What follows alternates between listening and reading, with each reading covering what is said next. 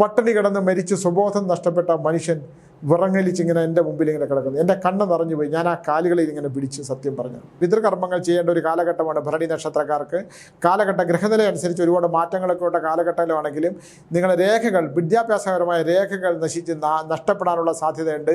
സ്വർണ്ണനഷ്ടം, നമുക്ക് വിലപ്പെട്ട രേഖകൾ നഷ്ടപ്പെടാനുള്ളത്, പിന്നെ പൂർവികമായിട്ടുള്ള സ്വത്ത് അനുഭവിക്കാനുള്ള യോഗവും ആ സ്വത്തുക്കളുടെ പേരിൽ ചിലപ്പോൾ ചില അസ്വസ്ഥതകൾ ഉണ്ടാകാനുള്ള സാധ്യതയുണ്ട്. അദ്ദേഹത്തിന് ഉണ്ടായ കുട്ടിക്ക് ഇത്തിരി സ്വത്ത് കൊടുക്കാൻ ആ മനുഷ്യൻ യാചിച്ച് കണ്ണിക്കൂടെ ഇങ്ങനെ തുടുതുളുമ്പോൾ സഹദേവൻ എന്ന് പറഞ്ഞ അദ്ദേഹത്തിൻ്റെ കണ്ണിക്കൂടെ ആ ഒട്ടിയ കവിളിലൂടെയും നിറഞ്ഞ വലിയ കണ്ണുകളിലൂടെയും അതിങ്ങനെ പുറയ്ക്കുകയും വിറച്ചുകൊണ്ട് എൻ്റെ കയ്യിൽ ഇങ്ങനെ പിടിച്ചേക്കുക. അവർ കൊടുക്കണില്ലല്ലോ ഈശ്വര. നമസ്കാരം. ഭരണി നക്ഷത്രത്തെക്കുറിച്ച് പറയുമ്പോൾ ഭരണിക്ക് കാലമാറ്റം ഉണ്ടാകുന്ന ഒരു കാലഘട്ടമാണ്. ജനിച്ച സമയം കൂടെ കുറിച്ചാലേ കൃത്യമായിട്ട് പറയാൻ പാടുള്ളൂ. ഭരണി നക്ഷത്രത്തിന് വിദ്യാഭ്യാസപരമായിട്ടുള്ള ഭയങ്കര മാറ്റം ഉണ്ടാകുന്ന ഒരു കാലഘട്ടമാണ്. പക്ഷേ ബുദ്ധി സമയത്ത് ഉപയോഗിക്കേണ്ടി വരില്ല. ബുദ്ധി നല്ലപോലെയുണ്ട്, ഞാൻ സമയത്തിന് പഠിച്ചോളാം എന്ന് അമിതമായ ഒരു സമയം വരും. അമിതമായ ഒരു ആത്മവിശ്വാസം വരുന്ന ഒരു കാലഘട്ടമാണ് എല്ലാ കാര്യത്തിലും ഭരണി നക്ഷത്രക്കാർക്ക്. പെൺകുട്ടികളാണെങ്കിൽ കുറച്ച് ലേശം അഹങ്കാരം കൂടുന്ന ഒരു കാലഘട്ടമാണ്. കാൽമുട്ടുകൾ ശ്രദ്ധിക്കേണ്ട സമയം. കാൽമുട്ടുകളും വിരലുകളും നഖങ്ങളും ശ്രദ്ധിക്കേണ്ട സമയമാണ്. സ്കിന്നിന്, തൊലിക്ക് പ്രശ്നം ഉണ്ടാകുന്ന സമയമാണ്. സർപ്പദോഷം ഉണ്ടാകേണ്ട കാലഘട്ടമാണ്. അതുകൊണ്ട് സർപ്പമന്ത്രങ്ങൾ ജപിക്കുകയും സർപ്പക്ഷേത്രങ്ങളിൽ പോവുകയും ചെയ്യണം. വിഷങ്ങൾ തൊടാതെ ഈ മുറി ശുദ്ധമാക്കിയിട്ട് ചലന്തി വരെയുള്ള മുറിയിൽ കിടന്നു കഴിഞ്ഞാൽ വിഷം ഉണ്ടാകുന്ന അടുത്ത 90 ദിവസത്തിനകത്ത് വിഷം തൊടാനുള്ള സാധ്യത ഉള്ളതുകൊണ്ട് മുടി ശുദ്ധമാക്കണം. കട്ടിലുകൾ കിടക്കുന്നതിന് മുമ്പ് വിരിച്ചിട്ട് കിടക്കുക ഭരണി നക്ഷത്രത്തിലെ പെൺകുട്ടികൾ. അപ്പം അത് വളരെ ശ്രദ്ധിക്കേണ്ട ഒരു സമയമാണ്. മാതാപിതാക്കളുമായിട്ട് വഴക്കില്ലാതെ ശ്രദ്ധിക്കുക. കർമ്മസ്ഥാനത്ത് ദോഷമുണ്ടാകാൻ ശ്രദ്ധിക്കുക. അശ്രദ്ധമായിട്ട് എന്തെങ്കിലും ചെയ്തിട്ടുണ്ടെങ്കിൽ അതിന് ദുരിതങ്ങൾ വരാനുള്ള കാലഘട്ടത്തിൽ, അശ്രദ്ധ കൊണ്ട് ധനനഷ്ടം ഉണ്ടാകുന്ന കാലഘട്ടങ്ങൾ, ഏറ്റവും അടുത്ത സുഹൃത്തിനോട് പിണങ്ങേണ്ട സമയം, ഇതെല്ലാം ഭരണി നക്ഷത്രക്കാർക്ക് അടുത്ത 90 ദിവസത്തിനുള്ളിൽ വരാൻ സാധ്യതയുള്ളതാണ്. വളരെ ശ്രദ്ധിക്കണം. വാഹനം എടുക്കുമ്പോൾ വളരെ ശ്രദ്ധിക്കണം. ഇന്ധനം നിന്ന് വഴി നിന്ന് പോകണം. യാത്രയ്ക്ക് തടസ്സമുണ്ടാകുന്നതിന് സാധ്യതയുണ്ട്. ദൂരയാത്ര ചെയ്യുന്നവർ ട്രെയിനിൻ്റെ സമയത്തിന് ഓടിയെത്താമെന്ന് വിചാരിച്ചാൽ കിട്ടൂല.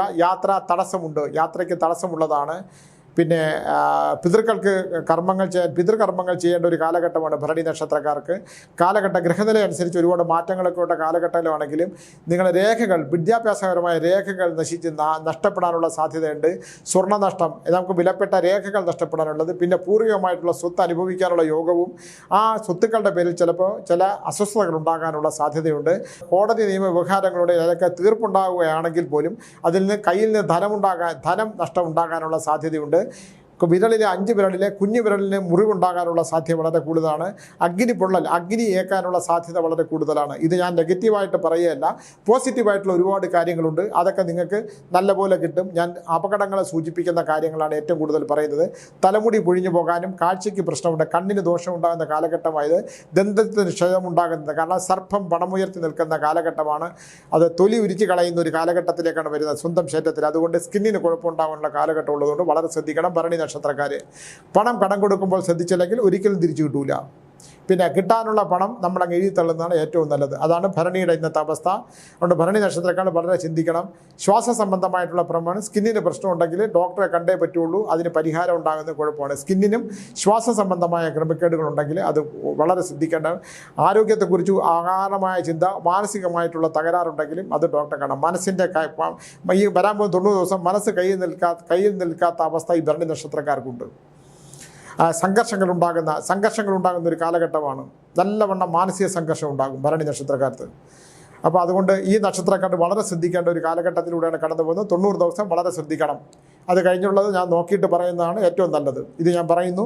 അടുത്തത് ഞാൻ പറയാൻ പോകുന്നത് വളരെ നമ്മളെല്ലാം ഒന്ന് ശ്രദ്ധിക്കേണ്ട ഒരു കാലഘട്ടമാണ്. ഒരു മനുഷ്യനെ നമ്മൾ സ്നേഹിക്കുമ്പോൾ നമ്മുടെ സ്നേഹത്തിന് അർഹതയുണ്ടോ നമ്മൾ തിരിച്ചറിയണം. എന്തുകൊണ്ടെന്നാൽ സഹദേവൻ എന്ന് പറയുന്ന ഒരാൾ എനിക്കൊരു കത്തയക്കുന്നു. കുറച്ചു കാലം മുമ്പാണ്. ഞാനിത് മറന്നു കിടന്ന ഒരു കഥയാണ്, ഒരു അനുഭവമാണ് ഞാനിത് പറയുന്നത്.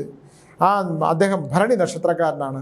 എന്നെ ഒന്ന് കാണണമെന്ന് പറഞ്ഞ് ഞാൻ ചെല്ലുമ്പോൾ, ഞാൻ സ്ഥലം പറയുന്നില്ല, സഹദേവനെ ഞാൻ കാണുന്നു.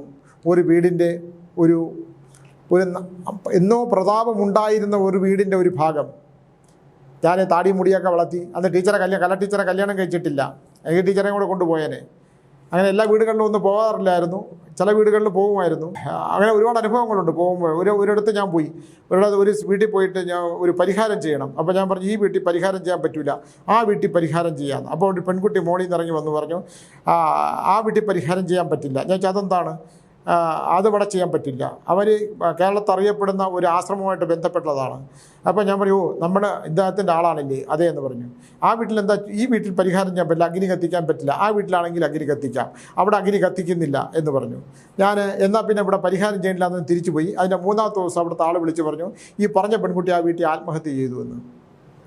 അപ്പോൾ ചില കാര്യങ്ങൾ നമുക്ക് മുൻകൂട്ടി, അപ്പോൾ എന്ത് കാരണങ്ങൾ കൊണ്ടാണ് ആ കുട്ടിയത് പറഞ്ഞതെന്ന് പറഞ്ഞാൽ കുട്ടി ആ വീട്ടിൽ ആത്മഹത്യ ചെയ്യാൻ മുൻകൂട്ടി തന്നെ തീരുമാനിച്ചു. അവിടെ ആ മരണം നടന്നു കഴിഞ്ഞ് ഞാൻ പരിഹാരം ചെയ്താൽ ആ മരണം അവിടെ നടക്കൂല.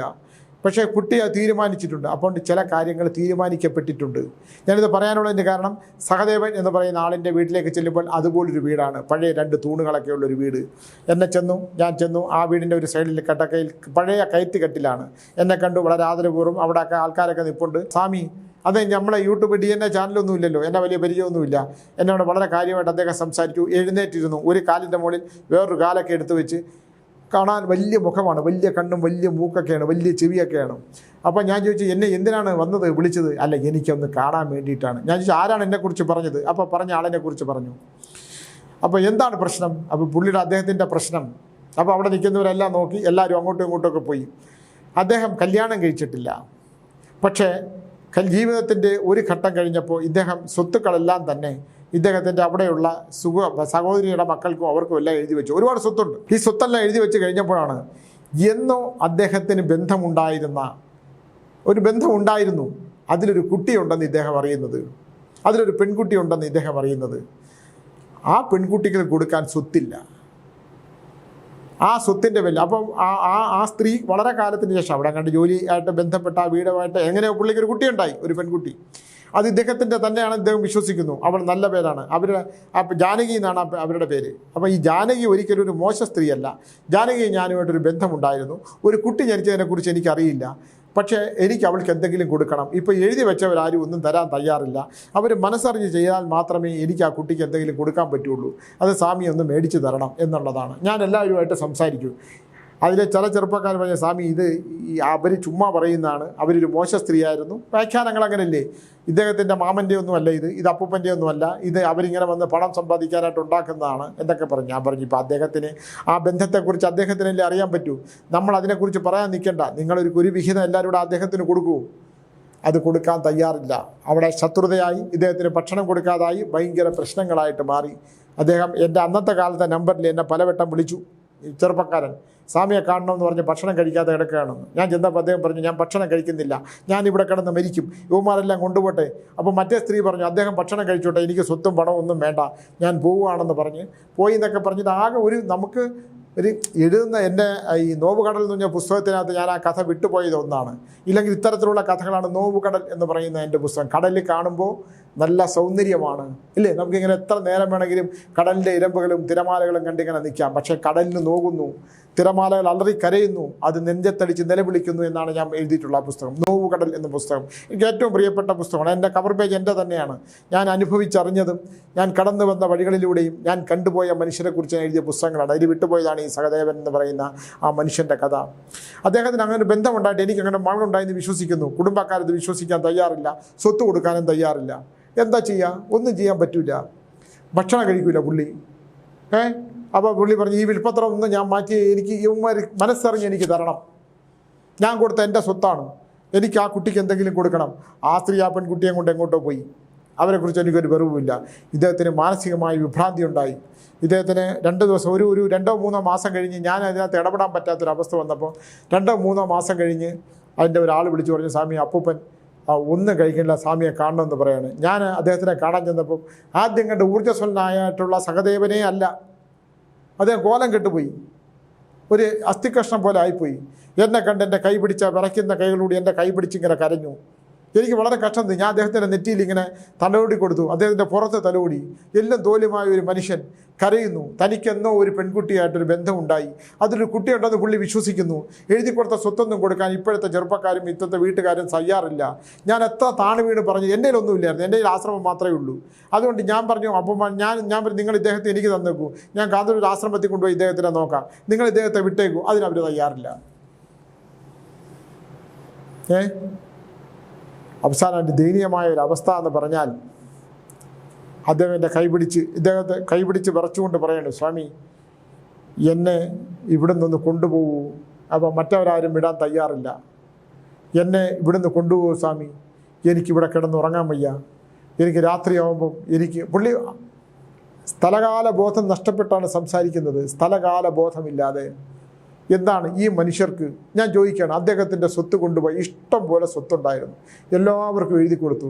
അദ്ദേഹത്തിന് ഉണ്ടായ കുട്ടിക്ക് ഇത്തിരി സ്വത്ത് കൊടുക്കാൻ ആ മനുഷ്യൻ യാചിച്ച് കണ്ണിക്കൂടെ ഇങ്ങനെ തുളുതുളുമ്പോൾ സഹദേവൻ എന്ന് പറഞ്ഞ അദ്ദേഹത്തിൻ്റെ കണ്ണിക്കൂടെ ആ ഒട്ടിയ കവിളിലൂടെയും നിറഞ്ഞ വലിയ കണ്ണുകളിലൂടെയും അതിങ്ങനെ പുറയ്ക്കുകയും വിറച്ചുകൊണ്ട് എൻ്റെ കയ്യിൽ ഇങ്ങനെ പിടിച്ചേക്കുക. അവർ കൊടുക്കണില്ലല്ലോ ഈശ്വര. എന്തൊരു മനുഷ്യരാണത്. കുറച്ച് ഒരുത്തം എന്നോട് പറഞ്ഞു, ഞാൻ പറഞ്ഞു നിങ്ങളിത് കൊടുക്കൂ സ്വാമി, ഇതിനകത്ത് ഇടപെടാതിരിക്കാൻ പറ്റുമോ സ്വാമി, ഇങ്ങോട്ട് വരണ്ട. ഞാൻ പയ്യനെ കുറച്ച് നേരം ഇങ്ങനെ നോക്കി. ഞാൻ പറഞ്ഞു, ദൈവം എന്ന് പറഞ്ഞൊരു ശക്തിയുണ്ട്. ഈ നിങ്ങളൊന്നും നിങ്ങൾക്ക് ഇഷ്ടംപോലെ സ്വത്ത് ഇദ്ദേഹം തന്നില്ലേ, ഇദ്ദേഹത്തിൻ്റെ സ്വത്തല്ലേ അത്? അത് ഒരാൾക്ക് കൊടുത്തു എന്ന് പറഞ്ഞ് എന്താണ് കുഴപ്പം? സ്വാമി അവരെവിടെങ്ങും ഇല്ല, ചാച്ച അപ്പാപ്പന എല്ലാം ഭ്രാന്താണ് പുള്ളിക്ക് അദ്ദേഹത്തിനെന്ന് പറഞ്ഞു. അദ്ദേഹം എന്നോട് പറഞ്ഞു, സ്വാമി എന്നെ ഇവിടെ നിന്ന് കൊണ്ടുപോയി, എന്നെ ഇവിടെ ഭ്രാന്താശുപത്രിയിലാണെങ്കിലും കുഴപ്പമില്ല, എന്നെ ഇവിടെ നിന്ന് കൊണ്ടുപോകുമോ സ്വാമി, എന്നെ ഒന്ന് ആശുപത്രി കൊണ്ടുപോകും സ്വാമി. ഞാൻ പറഞ്ഞു, അതെന്താ ഇങ്ങനെ പറയുന്നത്? അത് അങ്ങനെയാണ്, ഇവരാരും ആശുപത്രിയിൽ പോലും ഇവിടെ കിടന്ന് ചാവട്ടെന്നാണ് വിചാരിക്കേണ്ടവർ. അവസാനം അവരുടെ സ്വരം മാറി. അവിടെയുള്ള ബന്ധുക്കളുടെ, സ്വാമി എന്നെ ഒന്ന് ആശുപത്രി കൊണ്ടുപോകും സ്വാമി. കാരണം അദ്ദേഹത്തിന് ആരോഗ്യപരമായ പ്രശ്നങ്ങളുണ്ട്. ഞാനവിടെ നിന്ന് ഇറങ്ങുമ്പോൾ ഞാൻ അവിടെ കാണുമ്പോഴുള്ള അവസ്ഥയല്ല അദ്ദേഹത്തിനുള്ളത്. ഒടുവിൽ അദ്ദേഹം മരണപ്പെട്ടു. ഞാൻ ആ ആശുപത്രിയിൽ ചെല്ലുമ്പം ഞാൻ കാണുന്നൊരു കാഴ്ചയാണ്, സ്നേഹത്തിന് യാചിച്ച് ഒരിക്കലെന്നോ ഒരു അബദ്ധം പറ്റിപ്പോയി ജീവിതത്തിൽ ഒരു സ്ത്രീയുമായിട്ടൊരു ബന്ധമുണ്ടായാലും ഒരു കുട്ടിയുണ്ടെന്ന് അറിഞ്ഞിട്ട് തൻ്റെ സ്വത്തിൻ്റെ ഒരു ചെറിയ വിഹിതം കൊടുക്കാൻ പറഞ്ഞപ്പോൾ കൊടുക്കാത്ത ഈ മനുഷ്യരുടെ മുമ്പിൽ പട്ടിണി കിടന്ന് മരിച്ച് സ്വബോധം നഷ്ടപ്പെട്ട മനുഷ്യൻ വിറങ്ങലിച്ചിങ്ങനെ എൻ്റെ മുമ്പിൽ ഇങ്ങനെ കിടക്കുന്നു. എൻ്റെ കണ്ണ് നിറഞ്ഞുപോയി. ഞാൻ ആ കാലുകളിൽ ഇങ്ങനെ പിടിച്ച് സത്യം പറഞ്ഞു. ഞാനിങ്ങനെ കണ്ടുപോയ മനുഷ്യർ, ഞാൻ ഈ മനുഷ്യരോടുള്ള ഓരോ അവസ്ഥ, ഞാൻ ആ കാലുകളിൽ ഇങ്ങനെ പിടിച്ചു നിന്ന് എൻ്റെ കണ്ണീന്ന് ഇങ്ങനെ ധാരധാരയായി ഒഴുകി. എനിക്ക് എൻ്റെ ഉള്ളിൽ ഞാൻ പറഞ്ഞ ആരെയും ബോധ്യപ്പെടുത്താൻ പറ്റാത്ത ഒരുപാട് വികാരങ്ങളുണ്ട്. ഈ ദുഃഖങ്ങൾ അത് സ്വകാര്യമായി നമ്മൾ അടക്കി വയ്ക്കുന്നതാണ്. ആ സഹദേവൻ എന്ന് പറയുന്ന ആ മനുഷ്യൻ നിവർന്നിങ്ങനെ കിടക്കുന്നു. ആരോടും ബന്ധമില്ല, ഒരു സ്വപ്നങ്ങളുമില്ല, ഒരു ബന്ധവുമില്ല. ആർക്ക് വേണമെങ്കിലും കത്തിച്ച് ചാമ്പലാക്കാം, ആർക്ക് വേണമെങ്കിലും എടുത്തുകൊണ്ട് പോകാം, ആരും ഒന്നും എടുത്തില്ലെങ്കിലും കുഴപ്പമില്ല, എന്നെ ഒന്ന് ആശുപത്രി കൊണ്ടുപോകൂ സ്വാമി എന്ന് പറഞ്ഞ് കരഞ്ഞ് നിലവിളിച്ച സഹദേവൻ്റെ മുഖം, ആ വലിയ നഖങ്ങൾ, ആ വിരലുകൾ, ഞാൻ ആ പാദങ്ങൾ പിടിച്ച് ഒരു നിമിഷം ഇങ്ങനെ നിന്നു. എന്നിട്ട് ഞാൻ തിരിഞ്ഞു നോക്കാതെ ആശുപത്രിയിൽ ഇറങ്ങിപ്പോൾ ഞാൻ ബാക്കിയൊന്നും പറയുന്നില്ല. ഇങ്ങനെയുള്ള ഒരു ലോകത്താണ് നമ്മൾ ജീവിക്കുന്നത്. പണവും സ്വത്തും സമ്പാദ്യവും ഒക്കെയാണ് ലോകത്തിലെ ഏറ്റവും വലുതെന്ന് വിശ്വസിക്കുന്ന മനുഷ്യരുടെ ഒരു ലോകം. ഇതൊക്കെ പിന്നീട് അനുഭവിക്കാൻ പറ്റുമെന്ന് ഇവർ വിചാരിക്കുന്നുണ്ടോ? ഇങ്ങനെ പിടിച്ചു പറിക്കുന്നതും തട്ടിയെടുക്കുന്നതും ഒന്നും ഈ ശരീരം പോലും, ഞാൻ എപ്പോഴും പറയുള്ളൂ, ഈ ശരീരം പോലും നമുക്ക് ഇവിടുന്ന് കൊണ്ടുപോകാൻ കഴിയാത്ത, അല്ലേ, ഒന്നും നമുക്ക് കൊണ്ടുപോകാൻ വഴിയില്ല. ഒരു നല്ല വസ്ത്രം നമ്മളിട്ടാൽ അത് എത്ര ദിവസം നമുക്ക് ഉപയോഗിക്കാൻ പറ്റും? അല്ലേ, നമ്മൾ മരിച്ചു കഴിഞ്ഞാൽ കർമ്മങ്ങളനുസരിച്ച് ഈ ശരീരം മാറി, ഈ വസ്ത്രം മാറി, അടുത്ത വസ്ത്രം പുതുവസ്ത്രം ധരിക്കുന്നത് പോലെയുള്ള ജന്മങ്ങൾ, അല്ലേ. ജ്ഞാനപ്പാന നമ്മൾ ഒന്ന് കാണാതെ പഠിച്ചു നോക്കൂ. പുരാണങ്ങളും ഇതിഹാസങ്ങളിലും ചരിത്രങ്ങളും ഒക്കെ നോക്കൂ. എന്താണ് മനുഷ്യൻ നേടുന്നത്? സമാധാനവും ശാന്തിയും ഇല്ലാതെ ഒരു നിമിഷമെങ്കിലും നമ്മൾ ജീവിച്ചാൽ എന്ത് നമ്മൾ നേടും? എല്ലാം പണത്തിൻ്റെ പുറകെ, പ്രശസ്തിയുടെ പുറകെ, അമിതമായ സമ്പത്തിൻ്റെ പുറകെ, അമിതമായ നേട്ടങ്ങൾക്ക് പുറകെ. ഞാൻ ഇങ്ങനെ പറയുമായിരുന്നു, നമ്മുടെ ഒരാളുടെ, ഞാൻ പറയാം, കല്ല് കടച്ച അഭിലാഷ് ബാലകൃഷ്ണൻ്റെ കോടിക്കണക്കിന് വീരാണ് കല്ലുമായിട്ട് എടുത്തുകൊണ്ട് ഓടിക്കളഞ്ഞു. അയാൾ എന്ത് നേടുന്നു? വേറൊരാളുടെ സ്വത്ത് എടുത്തോണ്ട് ഓടി. മറ്റുള്ളവൻ്റെതൊക്കെ അർഹതയില്ലാത്തവൻ്റെയൊക്കെ സ്വന്തമാക്കി കഴിഞ്ഞാൽ മരണാനന്തര ജീവിതത്തിൽ പ്രേതാത്മാവിട്ട് അലഞ്ഞു നടക്കും. എന്നിട്ട് എവിടെയാണ്? മലയടിവാരങ്ങളിലെ പൂപ്പുള്ള പ്രദേശങ്ങളിൽ പോയി നിൽക്കും. മലയടിവാരങ്ങളിലെ പാറകളിൽ പൂപ്പുണ്ടാവും, പൂപ്പ്. ആ പ്രേതാത്മാവ് പോയി ആ പൂപ്പിൻ്റെ അവിടെ പോയി നിൽക്കും. ആ ആത്മാവ്, നമ്മൾ പ്രേതസഞ്ചാരം അറിയാവുന്നവർക്ക്, പ്രേതസഞ്ചാരികൾക്ക് അങ്ങനെയുള്ള പ്രദേശങ്ങളിലൂടെ സഞ്ചരിക്കുമ്പോൾ പ്രേത സാന്നിധ്യം അറിയാൻ പറ്റും, അല്ലേ? മോക്ഷം കിട്ടൂല, ഭഗവത്പാദത്തിൽ ലയിക്കത്തില്ല. പകരം എന്താണ്? അലഞ്ഞു നടക്കും, ശ്മശാനങ്ങളിൽ പോയി നിൽക്കും. മറ്റുള്ള ശവങ്ങൾ കത്തിത്തീരുമ്പോൾ, അല്ലേ? ഓരോരുത്തരെ ജീവിച്ചിരിക്കുന്ന മനുഷ്യരെ കൊണ്ട് ഇങ്ങനെ മുക്കിക്കൊണ്ടുവന്ന് മണികണ്ഠികയിലൊക്കെ കത്തിച്ച് കളയുന്നു, അതുപോലുള്ള സ്ഥലങ്ങളിൽ പോയിട്ട് ഇങ്ങനെ നിൽക്കും. അങ്ങനെ പ്രേതാത്മാവായിട്ട് അലഞ്ഞു നടക്കാൻ വിധിക്കപ്പെട്ടവർ, കൊല ചെയ്യപ്പെടുന്നവർ, വെട്ടിക്കൊല്ലുന്നവരും പരസ്പരം കൊല്ലുന്നവരുമല്ലേ? വിഴിഞ്ഞത്ത് ഒരു പയ്യനെ വെട്ടിക്കൊല്ലുന്നവർ എത്രയോ പേര് എന്ത് നേടണമെന്നുള്ളതാണ്. കോടതി വ്യവഹാരങ്ങളിലെ വക്കീലന്മാരെന്ന് കേൾക്കുമ്പോൾ എനിക്കിപ്പോൾ ഒരു പേടിയാണ്. വക്കീലന്മാർ തരം പോലെ പെരുമാറും, അല്ലേ? വക്കീലന്മാർ കേസ് ജയിക്കാനായിട്ട് എന്തും പറയും, കുറേ പണവും കിട്ടും. പക്ഷേ വക്കീലന്മാരുടെ മൂന്നാമത്തെ തലമുറ എടുക്കുമ്പം ഉത്തമമായിട്ടുള്ള സിവിൽ കേസ് മാത്രം ബാധിക്കുന്ന ഒരുപാട് വക്കീലന്മാരുണ്ട്. കറക്റ്റായിട്ടുള്ള കേസുകൾ മാത്രം ബാധിച്ച് ജയിക്കുന്ന, ക്രിമിനൽ കേസുകൾ ബാധിക്കുന്നവർ വളരെ ശ്രദ്ധിക്കണം. സത്യസന്ധമല്ലാതെ പണത്തിന് വേണ്ടി മാത്രം കേസ് ബാധിക്കുന്നത്, ഭൗതിക സുഖങ്ങൾക്ക് വേണ്ടി മാത്രം കേസുകൾ ബാധിക്കുന്ന വക്കീലന്മാരുടെ മൂന്നാം തലമുറയ്ക്കുണ്ടാകുന്ന വംശദോഷവും ജീവിതത്തിൻ്റെ അവസാന കാലവും ആ അവസാന കാലം കഴിഞ്ഞ് മരണാനന്തര ജീവിതത്തിൽ അനുഭവിക്കുന്നതൊക്കെ എൻ്റെ മുമ്പിൽ എത്ര കേസാണെന്നറിയോ? എത്ര പേര്! ഒന്നും നമുക്ക് അനുഭവിക്കാൻ പറ്റില്ല. വളരെ ദോഷകരമായ ഒരവസ്ഥയിലൂടെ മനുഷ്യൻ കടന്നു പോകും. നമുക്ക് അർഹതയില്ലാത്ത, ഞാൻ എപ്പോഴും പറയുന്ന കാര്യമിട്ടില്ലേ, ഓരോ ദിവസത്തേക്കിങ്ങനെ സഹദേവൻ എന്ന് പറയുന്ന മനുഷ്യൻ എൻ്റെ മനസ്സിലേൽപ്പിച്ചു പോയ ആഘാതം, എന്നോ കൈ പറ്റിപ്പോയ ഒരു അബദ്ധത്തിൻ്റെ പേരിൽ ആ കുട്ടിക്കൊന്നും കൊടുക്കാൻ, എൻ്റെ മകൾ എന്ന് അദ്ദേഹം പറയും, അവൾ ജാനകി. ഏത് ജാനകി എന്ന് ഈ പിള്ളേർ എൻ്റെ അടുത്ത് ചോദിക്കും. ഇതൊക്കെ അപ്പൂപ്പന് തോന്നുകയാണ്, അമ്മാവന് തോന്നണമാണ്, മാമന് തോന്നണമാണ് സ്വാമി, മാമൻ മെൻ്റലി പ്രശ്നമുണ്ട്. പക്ഷേ അങ്ങനെയാണെങ്കിൽ ഒരാളങ്ങനെ പറയൂ? ആ വിറങ്ങലിച്ച ശരീരത്തിൻ്റെ മുമ്പിൽ, വിറങ്ങലിച്ചു പോയ ശരീരത്തിൻ്റെ മുമ്പിൽ ഞാനും വിറങ്ങലിച്ച് നിന്നു, വിറങ്ങലിച്ചു പോയി. അങ്ങനെയുള്ള മനുഷ്യ ജന്മങ്ങളുടെ ഇടയിലാണ് നമ്മൾ ജീവിക്കുന്നത്. ഞാൻ ഈ DNA പ്രോഗ്രാം ചെയ്യുമ്പോൾ എൻ്റെ ചുറ്റും വന്ന് നിറഞ്ഞു നിൽക്കുന്ന മനുഷ്യരുടെ മനോഗതങ്ങൾ, അവരുടെ ദുഃഖങ്ങൾ, അവരുടെ പൂർവികർ ചെയ്തു പോയതിൻ്റെ പരിണിത ഫലങ്ങൾ. ഈ കഴിഞ്ഞ ദിവസം ഒരു അമ്മ വന്നിരുന്നു. ആ അമ്മയുടെ 2.5 സെൻറ്റങ്ങാണ്ടേ ഉള്ളൂ. സ്വന്തം സഹോദരൻ ആ വീട്ടിൽ ജീവിക്കാൻ സമ്മതിക്കുന്നില്ല. ഒരു മതിൽ കെട്ടിയിട്ട് ആ അമ്മയെ വീട് വിൽക്കാൻ സമ്മതിക്കുന്നില്ല. അമ്മയ്ക്ക് ഇതിരി കടമുണ്ട്, ആരെങ്കിലും വന്നാൽ തടസ്സപ്പെടുത്തും. അയാൾക്ക് ഈ കുറഞ്ഞ വിലയ്ക്ക്, നക്കാപ്പിച്ച വിലയ്ക്ക് അയാൾക്ക് വേണം. ഈ വാർദ്ധക്യം പിടിവെച്ച് അമ്മയ്ക്ക് അവിടെ ജീവിക്കാൻ പോയി. അതെപ്പോൾ പൊളി, ഞാൻ ഒരാളെ കൂടെ വിട്ടുകൂടെ നോക്കുമ്പോൾ അതെപ്പോൾ പൊളിഞ്ഞിട്ട് തറയിൽ കൂടെ വീഴും എന്നുള്ളത് അറിയത്തില്ല. ഇയാൾ അതേ പ്രായമായി, സ്വന്തം സഹോദരിയാണ്. ആ വീട് വിറ്റുകൊടുത്തിട്ട് ഇവർക്കൊരു മുറി എടുത്ത് കൊടുത്തൂടെ? ചെയ്യൂല. കാരണം കുറഞ്ഞ വിലയ്ക്ക് അത് വാങ്ങിച്ചിട്ട് പുള്ളിക്ക് ഇരട്ടി വിലയ്ക്ക് വിറ്റ്, ഇല്ലെങ്കിൽ ഈ വീടിൻ്റെ കൂടെ ചേർത്ത് അവർക്കാരുമില്ല. ഒരു മകളെങ്ങാണ്ട് വിദേശത്തുണ്ട്, ഇത് വിറ്റ് കൊടുത്ത് അവിടെ കണ്ട് പോയി നിൽക്കാൻ വേണ്ടിയിട്ടാണ്. അപ്പോൾ ആ സഹോദര സ്നേഹം, ആ സ്നേഹമില്ല. അത് ഉണ്ടാവണമെങ്കിൽ ഈ അനുഭവിക്കാൻ പൂർവ്വജന്മ സുഹൃതം വേണം. ഒരു സഹോദരിയെ അനുഭവിക്കണമെന്നുണ്ടെങ്കിൽ, അച്ഛനമ്മമാരെ അനുഭവിക്കണമെന്നുണ്ടെങ്കിൽ, സുഹൃത്തുക്കളുടെ സ്നേഹം അനുഭവിക്കണമെന്നുണ്ടെങ്കിൽ പൂർവ്വജന്മ സുഹൃതം വേണം. അതുണ്ടായേ പറ്റൂ. എനിക്കതില്ല എന്തായാലും. എനിക്കിപ്പോൾ ഉള്ളത്, ഇപ്പോൾ എൻ്റെ കൂടെ ഉള്ള എല്ലാവരും 2012 ശേഷമുള്ള സ്നേഹിക്കുന്ന ഒരുപാട് മനുഷ്യർ. അതിനിടയിൽ ചിലർ വന്ന് കടന്നു പോകും. അത് നമ്മളതിൻ്റെ ആ വഴിക്ക് അങ്ങ് വിടും. അതുകൊണ്ട് മനുഷ്യരുടെ ദുഃഖങ്ങൾ കേൾക്കുമ്പോൾ ആ ദുഃഖങ്ങൾ എന്തുകൊണ്ടാണ് ഞാനിവിടെ വന്ന് പറയുന്നു എന്ന് പറഞ്ഞാൽ, നമുക്കെങ്കിലും ഒരാൾക്കെങ്കിലും അതുകൊണ്ട് മാനസാന്തരമുണ്ടായാൽ, ഞാനെന്ന് സ്വയം ഒന്ന് നമ്മൾ ചിന്തിച്ചു നോക്കൂ. നമ്മൾ ചെയ്യുന്നതൊക്കെ ശരിയാണോ? നമുക്ക് എവിടെയാണ് തെറ്റുകൾ പറ്റുന്നത്? എവിടെയാണ് നമുക്ക് അബദ്ധങ്ങൾ പറ്റുന്നത്? ഈ അബദ്ധങ്ങൾ നമ്മുടെ ജീവിതത്തിൽ എങ്ങനെയാണ് ബാധിക്കുക? അല്ലേ? നമ്മൾ മരിക്കാതിരിക്കണം. നമുക്ക് ചുറ്റുമുള്ളവരൊക്കെ ഈ ഭൂമിയിൽ നിന്ന് പോകുന്നു.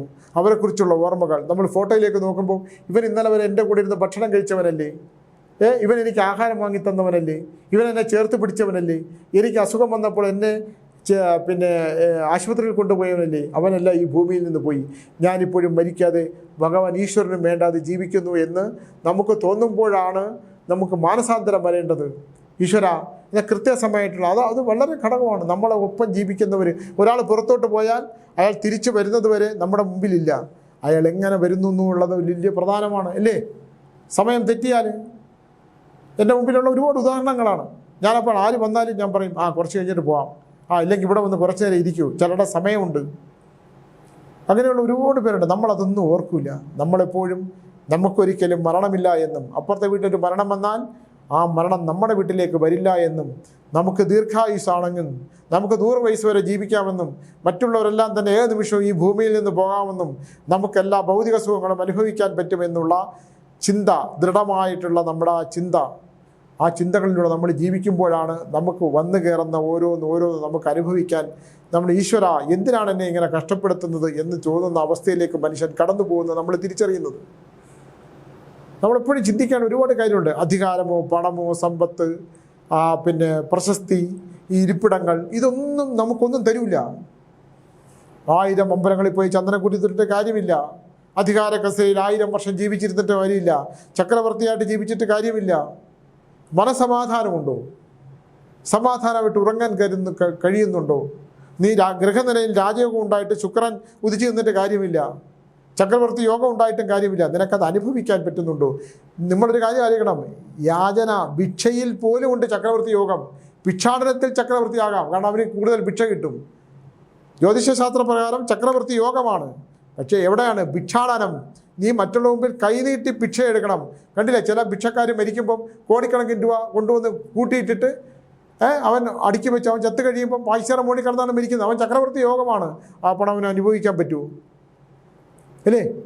അവൻ ഭിക്ഷയെടുത്തുണ്ടാക്കുന്ന മറ്റുള്ള മുമ്പിൽ കൈനീട്ടി ഉണ്ടാക്കുന്ന കോടിക്കണക്കിന് രൂപ അവനൊരു ദിവസം മരിച്ചുപോയി പോലീസ് വന്ന് അവൻ്റെ ശവമൊക്കെ മാറ്റുമ്പം അവൻ പൈസ അടിക്കുന്നതിൻ്റെ മുകളിലാണ് കിടന്നേ. ലക്ഷക്കണക്കിന് കോടിക്കണക്കിന് അക്കൗണ്ടിലുള്ള എത്രയോ ഭിക്ഷക്കാരുണ്ട്. അവനും ചക്രവർത്തി യോഗമാണ്, അല്ലേ? നമ്മളാരും അറിയുന്നില്ല. അവൻ രാവിലെ എഴുന്നേറ്റ് ഭിക്ഷ തണ്ടും. അങ്ങനെയാണ്. അപ്പോൾ ഇതിനകത്തൊക്കെ ലക്ഷണശാസ്ത്ര പ്രകാരം, ലക്ഷണശാസ്ത്രം ജ്യോതിഷശാസ്ത്രത്തിനകത്ത് തന്നെ ജ്യോതിഷം പഠിക്കുന്ന മഹാപണ്ഡിതന്മാർ ഗ്രഹനിലകൾ വിളിച്ച് രാശി വെച്ച് ഗംഭീരമായി പറയും. നമ്മളെപ്പോലുള്ള ഒന്നും അറിഞ്ഞുകൂടാത്തവർക്ക് ഈശ്വരൻ ഇങ്ങനെ കനിഞ്ഞ് നൽകും, കുറച്ച് സ്ഥാനം തരും ഉപാസനയിലൂടെ കിട്ടുന്നത്. അത് വെച്ച് ലക്ഷണശാസ്ത്രം പറയും. ലക്ഷണശാസ്ത്രം നമുക്ക് നമ്മുടെ കാര്യങ്ങളെല്ലാം അറിയാമല്ലോ. നമുക്ക് എന്താ സംഭവിക്കാൻ പോകുന്നത്? ഞാൻ ചിലപ്പോൾ ടീച്ചറിനോട് പറയും, ടീച്ചർ സമ്മതിക്കില്ല, ആ സമയമാണ് മിണ്ടാതി എന്ന് പറഞ്ഞ് എന്നെ ഇങ്ങോട്ട് വരട്ടാൻ വരും. അപ്പോൾ ഞാൻ പിന്നെ ഒന്നും പറയാൻ പോകില്ല. ടീച്ചറിൻ്റെ അടുത്ത് നമുക്ക് പറഞ്ഞ് ജയിക്കാൻ പറ്റുന്ന ആളെയല്ല കല ടീച്ചർ. നമ്മളെന്തെങ്കിലും പറഞ്ഞാൽ വേറെ വല്ലതും പറഞ്ഞുകൊണ്ട് വരും. വേറെ ഒന്നുമല്ല, അവരങ്ങനെയാണ്. ഇപ്പം എൻ്റെ അടുത്ത് പറഞ്ഞാൽ മൊബൈൽ ഉപയോഗിക്കാൻ പാടില്ല, എൻ്റെ കണ്ണിന് പ്രശ്നമുണ്ട്, അതുകൊണ്ട് സ്വാമി മൊബൈൽ ഉപയോഗിക്കണ്ട. എൻ്റെ മൊബൈലെല്ലാം നോക്കുന്ന ടീച്ചറാണ്, എടുക്കില്ല. ടീച്ചറിൻ്റെ മൊബൈൽ എടുക്കില്ല, പിന്നെ എൻ്റെ മൊബൈൽ ഒട്ടും എടുക്കില്ല, എന്നെ നോക്കാനും സമ്മതിക്കില്ല. അപ്പോൾ ഇങ്ങനെയൊക്കെയുള്ള ഒരുപാട് കാര്യങ്ങൾ നമ്മുടെ ജീവിതത്തിലുണ്ട്. ഈ പുതിയ നക്ഷത്രഫലങ്ങളുമായിട്ട് നോക്കുന്നില്ല ഞാൻ. ഏതൊക്കെയാണ് നക്ഷത്രങ്ങൾ എനിക്ക് തെളിയുമെന്ന് അറിയുന്നില്ല. അതിനെക്കുറിച്ചൊക്കെ ഞാൻ പറഞ്ഞു തരാം. എല്ലാ നക്ഷത്രങ്ങളെക്കുറിച്ചും പറയും, തെളിയുന്നതെല്ലാം പറയാം. അപ്പോൾ വീണ്ടും പിന്നെ 2 ദിവസത്തേക്ക് 3 ദിവസത്തേക്കുള്ള നക്ഷത്രഫലങ്ങളുമായിട്ട് വീണ്ടും വരുന്നവരെ നന്ദി, നമസ്കാരം.